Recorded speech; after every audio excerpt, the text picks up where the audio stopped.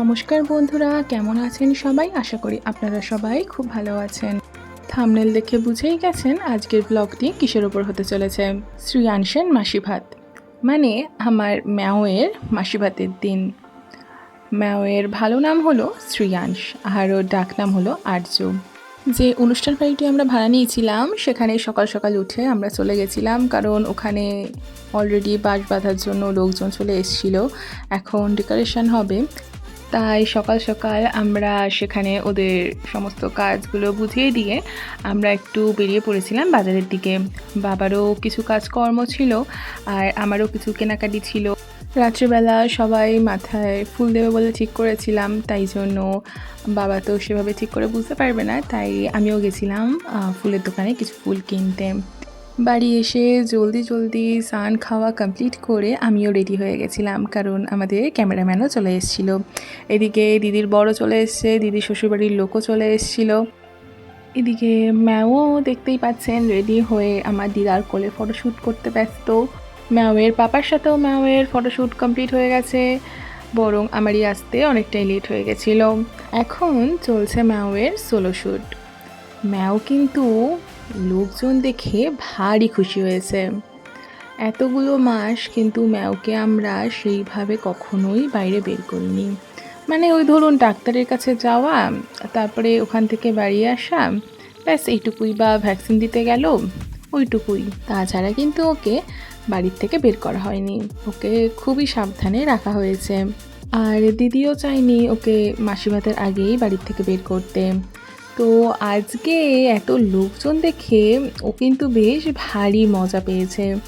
সবাইকেই ও তাকিয়ে তাকিয়ে দেখছে, দেখতেই পাচ্ছেন লোকজন দেখে ও কতটা মজা পেয়েছে। ম্যাওয়ের সোলো শ্যুট হয়ে গেলে তারপরে আমি বসলাম ম্যাওয়ের সাথে কিছু ফটো তোলার জন্য। আর এরই মধ্যে আমাদের আত্মীয় স্বজনও কিন্তু চলে এসছে, আমার মা বাবাও ওপরে চলে এসছে। এবার ম্যাওয়ের মাম্মাম আর ম্যাওয়ের পাপার সাথে কিছু ফটো তোলা হচ্ছে, আপনারা দেখতে পাচ্ছেন। আর এই যে হলো আমাদের আত্মীয় স্বজনরা, এখানে যদিও বা সবাই নেই, কিন্তু যতজন আছেন আমি ততজনকেই দেখালাম। এখন চলছে ম্যাওয়ের মাম্মামের সাথে ম্যাওয়ের কিছু ফটোশ্যুট। এদের ফটো তোলা শেষ হয়ে গেলে তারপরে তো ম্যাওয়ের দাদু দিদার সাথে ম্যাও কিছু ফটো তুললো। ম্যাওয়ের ঠাম্মিকে তো আপনারা চেনেনই, আর এদিকে যিনি রয়েছেন তিনি হলেন ম্যাওয়ের মাসি ঠাম্মি। এখন যাতে আপনারা দেখছেন ইনি হলেন ভাই দাদু, ভাই দিদা, আর হলো ওনাদের ছেলে। আমাদের থেকে অনেকটা ছোট হলেও সম্পর্কে কিন্তু সে হয় আমাদের মামা, তো সেই হিসাবে ও কিন্তু হয় ম্যাওয়ের দাদু। তাই আমার মা ওর পেছনে লাগার জন্য ওর নাম দিয়েছে বাচ্চা দাদু। তাই আসার সাথে সাথেই মা ওকে বলেছে যে তোর কিন্তু প্রমোশন হয়ে গেছে, বাচ্চা শ্বশুর ছিলিস এতদিন, আর এখন কিন্তু তুই বাচ্চা দাদু হয়ে গেছিস। আমাদের সবার ফটোশ্যুট কমপ্লিট হয়ে গেলে সবাই চলে গেল আমাদের ঠাকুর ঘরে। এখানে মাসি ভাতের যে রিচুয়ালসগুলো হয় এখন সেগুলোই হবে।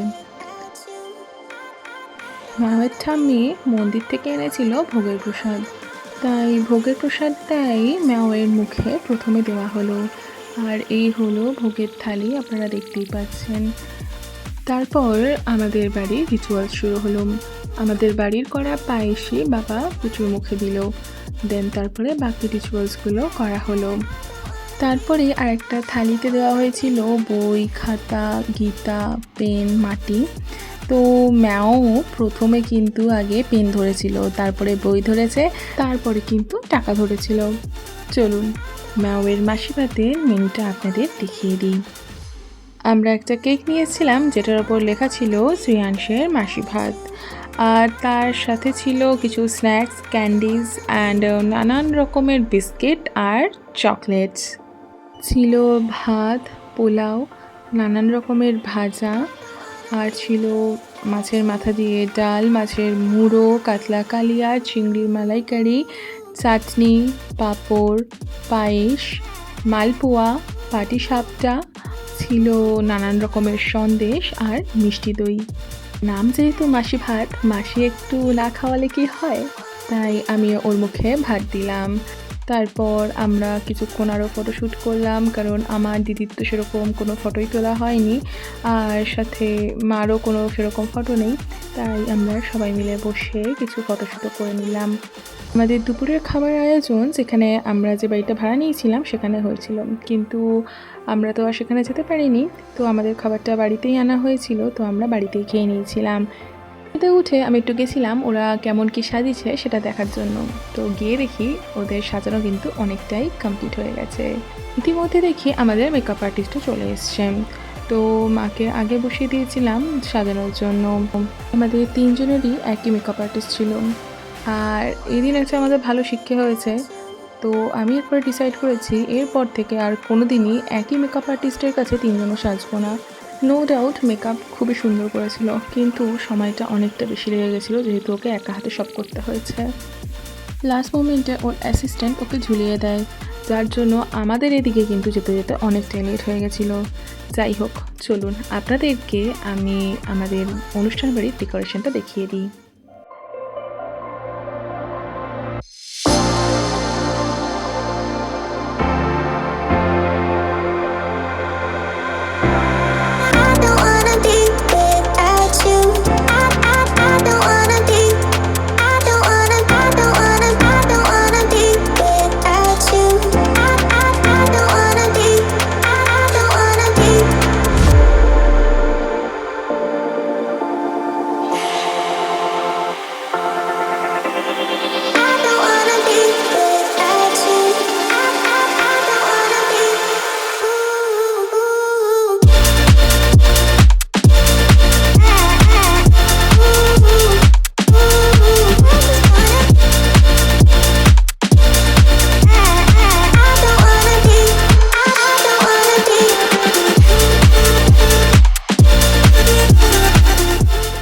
এই হলো ম্যাওয়ের রাতের ড্রেস আপ। ম্যাওয়ের দুটো ড্রেসই আমি ওকে গিফট করেছি। এই যে মাথায় ওর পাগড়িটা দেখছেন, এটা কিন্তু আমার মায়ের ভীষণ পছন্দ হয়েছিল। আমি দু টাইপের পাগড়ি চুজ করেছিলাম, কিন্তু তার মধ্যে মা এই পিঙ্ক কালারেরটাই চুজ করেছে। আমারও ভীষণ পছন্দ হয়েছে, আর দিদিরও প্রচণ্ড পছন্দ হয়েছে। আর আমরা যে শাড়িগুলো পরে আছি সেই সবই কিন্তু আমাদের দোকানেরই। আমার ডেসক্রিপশন বক্সে আমাদের শাড়ির পেজের লিঙ্ক আর কন্ট্যাক্ট নাম্বারটা আমি দিয়ে দেবো, আপনারা চাইলে সেখান থেকে কন্ট্যাক্ট করে নিতে পারেন।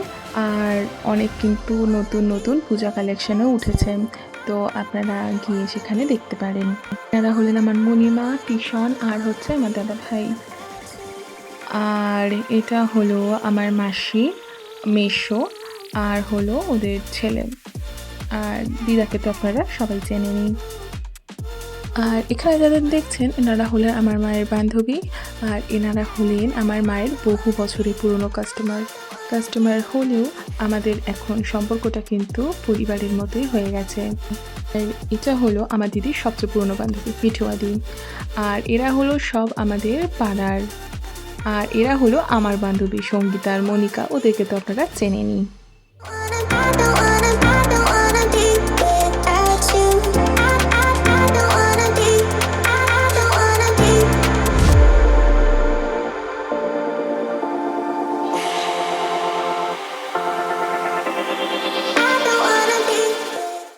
এটা হলো মান্টিদির সাথে তো আপনাদের আগে পরিচয় হয়েছে। আর এরাও হলো আরও কিছু আমাদের পাড়ার লোকজন। আর ইনি হলেন শম্পি মাসি, আর ইনি টলটলি মাসি। এরা হলো দুই বোন। এনারাও আগে আমাদের পাড়াতেই থাকতেন, কিন্তু এখন আর থাকেন না, তবে আমাদের সম্পর্কটা কিন্তু আগের মতোই রয়ে গেছে। ইনি হলেন আমাদের এক জেঠু, কল্যাণ জেঠু। মায়ের বান্ধবীদের তো আপনারা আগেই দেখলেন। আর এটা হলো আমার বান্ধবী পূজা, আমার বেস্টি, ওকে তো আপনারা চেনেনি। আর এই যে হলো আন্টি, পূজার মা। আর এই হলো আমার সব মাসিরা।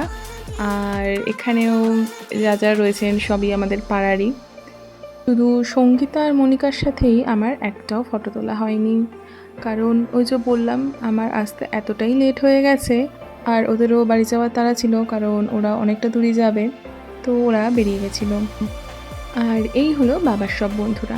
সামনে যে এগিয়ে রয়েছে সে হলো নরকাকু, তার পাশে পিন্টু মামা, আর তার পাশে সুভাষ মামা। তো সবার খাওয়া দাওয়া শেষ হলে শেষ ব্যাচে বসে পড়েছিলাম আমরা। আর এই হলো আমাদের মেনু কার্ড। অনেকটাই রাত হয়ে গেছিলো আমাদের খেতে বসতে, কারণ লোকজন না গেলে তো আর আমরা বসতে পারি না। তো যাই হোক, অনেকটা লেট করেই আমরা ডিনারটা করছিলাম, যার জন্য একটা করেই আমরা ডিনার নিয়েছিলাম। আর সত্যি কথা বলতে এত খাটাখাটনির পর খেতেও ইচ্ছে করছিল না। আমরা সকলেই ছিলাম ভীষণই ক্লান্ত। সারাদিন এত খাটাখাটনির পর শরীর আর কারো দিচ্ছিল না। আর সবচেয়ে বেশি খাটনি তো পড়ে গেছে আমার বাবার। যাই হোক, এত খাটাখাটনির মধ্যেও আজকের দিনটা কিন্তু বেশ সুন্দর কেটেছে, অনেক মজায় কেটেছে। আপনাদের সাথে দেখা হবে আরও একটি নতুন ব্লগে খুবই শীঘ্রই। ভিডিওটি ভালো লাগলে অবশ্যই লাইক, শেয়ার অ্যান্ড সাবস্ক্রাইব করবেন। কমেন্ট বক্সে জানাতে ভুলবেন না আজকের ভিডিওটি কেমন লাগলো। আপনারা সবাই ভালো থাকুন, সুস্থ থাকুন, ভালোবেসে থাকুন।